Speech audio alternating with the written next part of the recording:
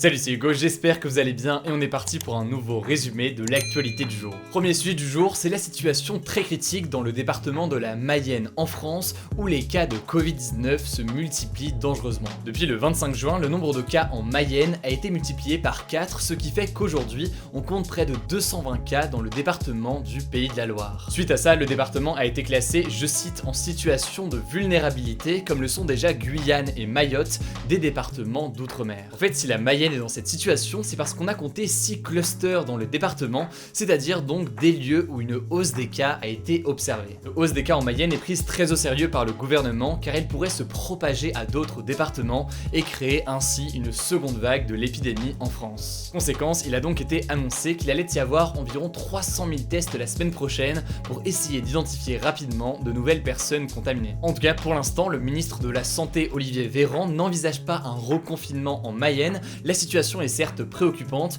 mais le virus est encore maîtrisé d'après lui, à l'inverse de certaines régions en Allemagne ou en Espagne qui ont dû de leur côté être reconfinées. En tout cas, les résultats des 300 000 tests la semaine prochaine devraient être déterminants dans la décision de reconfiner ou non, donc évidemment on vous tient au courant de l'évolution de la situation. Le deuxième sujet dont je vais vous parler aujourd'hui, c'est le référendum pour les animaux, imaginé par plusieurs personnalités, dont le journaliste Hugo Clément. L'objectif en fait c'est de faire voter directement les Français sur 6 mesures pour lutter contre la maltraitance animale. Alors je vais vous expliquer juste après comment ça se passerait ce référendum, mais alors quelles sont les mesures proposées. D'abord, 3 d'entre elles concernent l'élevage. Il propose la fin de l'élevage intensif, l'interdiction des élevages à fourrure et enfin l'interdiction des élevages en cage. Les 3 autres mesures de la proposition veulent mettre fin au spectacle avec des animaux sauvages, mettre fin à l'expérimentation animale dans les laboratoires lorsqu'il y a une alternative, ou encore mettre fin à la chasse à courre qui consiste en gros à prendre au piège un animal et à le faire courir pendant plusieurs heures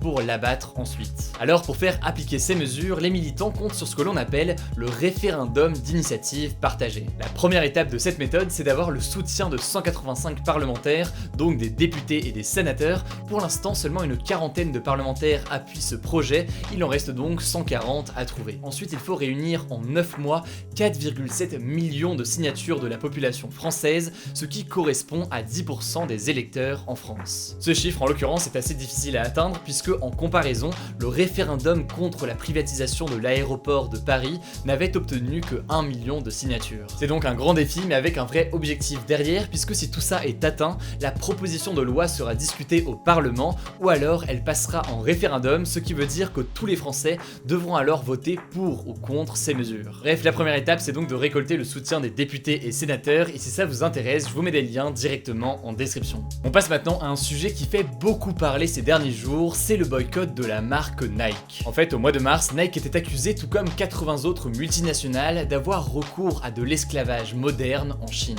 Concrètement, selon un rapport de l'ONG australienne ASPI, ces marques font appel à des usines chinoises pour fabriquer leurs articles, et ces usines font travailler de force des Ouïghours, une minorité musulmane qui est persécutée et enfermée dans des camps en Chine. À l'époque, c'est donc Nike qui avait été principalement ciblé par ces révélations, notamment à cause de son fournisseur qui fabrique chaque année plus de 7 millions de paires de chaussures pour la marque. Des photos de l'usine où sont fabriquées les chaussures montraient même une usine qui ressemble à une prison avec des tours de surveillance et des barbelés. Selon l'ONG, les travailleurs ouïghours ne peuvent pas rentrer chez eux tous les jours et leurs déplacements sont surveillés par la police. Mais ces derniers jours, ce qui a relancé la polémique autour de Nike, c'est une vidéo du député européen français Raphaël Glucksmann. Dans cette vidéo, il explique avoir contacté Nike pour leur demander de mettre fin à cet esclavage des Ouïghours en Chine, et selon lui, Nike aurait donné des réponses floues. A l'inverse, toujours d'après Raphaël Glucksmann, d'autres marques comme Adidas ou encore Lacoste ont pris des engagements très clairs contre ces pratiques. Suite à cette vidéo, de nombreux internautes ont donc décidé de boycotter la marque Nike. Certains dénoncent également le fait que Nike mette en avant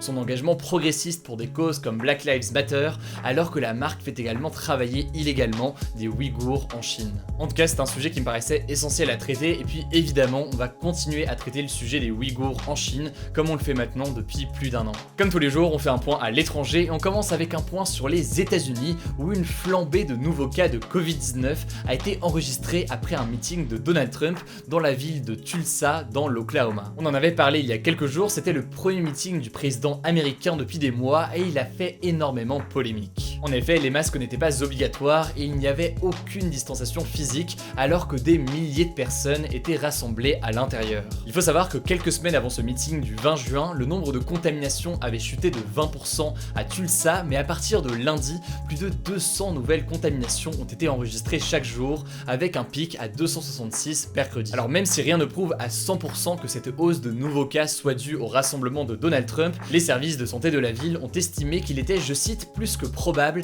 qu'elle soit liée à plusieurs événements qui ont eu lieu il y a un peu plus de 2 semaines. Or, les deux grands rassemblements qui se sont tenus à Tulsa il y a 2 semaines, c'est donc le meeting de Donald Trump et un autre rassemblement qui a eu lieu à Tulsa pour commémorer la libération des derniers esclaves au Texas en 1865.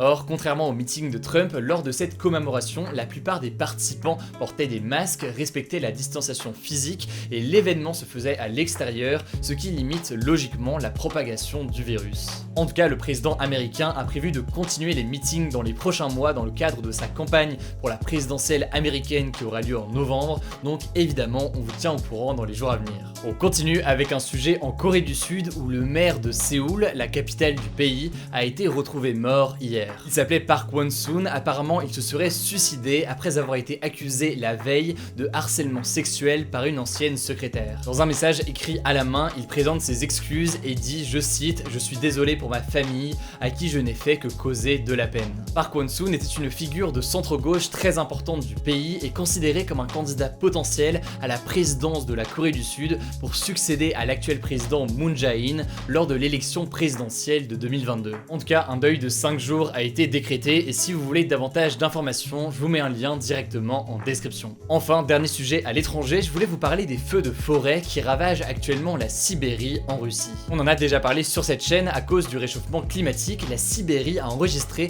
des records de température en juin allant jusqu'à 39 degrés. En fait, il fait tellement chaud que ça a provoqué une série d'incendies dans plusieurs forêts de la région, mais également sur la toundra, un sol normalement glacial. Le problème, c'est que ces zones glacées renferment du carbone et du méthane, des gaz à effet de serre qui sont restés prisonniers de la glace pendant plusieurs siècles. Or, s'ils sont libérés à cause de la chaleur et de cette fonte, eh bien ils pourraient accentuer la pollution. Bref, situation toujours aussi critique en Sibérie et on va continuer à vous tenir au courant dans les jours à venir. Avant de passer au débat, on passe à la note positive et aujourd'hui je voulais vous parler d'une innovation qui concerne les personnes à mobilité réduite. Il y a un an, le youtubeur américain Zach Nelson de la chaîne Jerry Wig Everything a créé un fauteuil roulant tout-terrain pour sa femme en situation de handicap. Ensemble, ils ont ensuite réfléchi à comment l'améliorer pour pouvoir le commercialiser à plus grande échelle. C'est comme ça que le fauteuil The Wig est né. Concrètement, The Wig permet de rouler sur tout type de terrain comme le sable ou la neige et il a été construit à partir de pièces de vélo électriques. Il a une autonomie de 32 km et peut atteindre une vitesse de 19 km/h.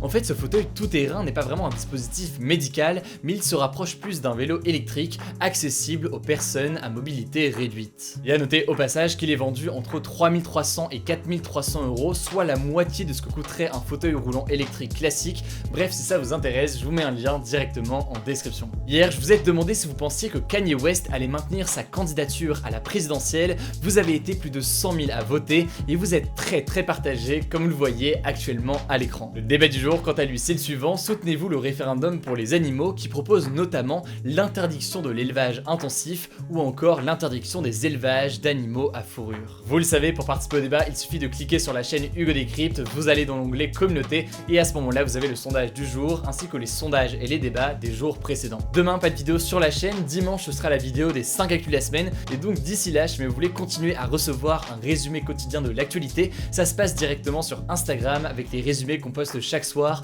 qui se lisent en moins d'1 minute, c'est rapide donc et facile à comprendre. Si jamais vous n'êtes pas encore abonné, le nom du compte c'est Hugo Décrypte. Évidemment, pensez aussi à vous abonner à cette chaîne YouTube si jamais c'est pas encore le cas, je crois que j'ai tout dit, prenez soin de vous et on se dit donc à dimanche pour le format des 5 actus de la semaine.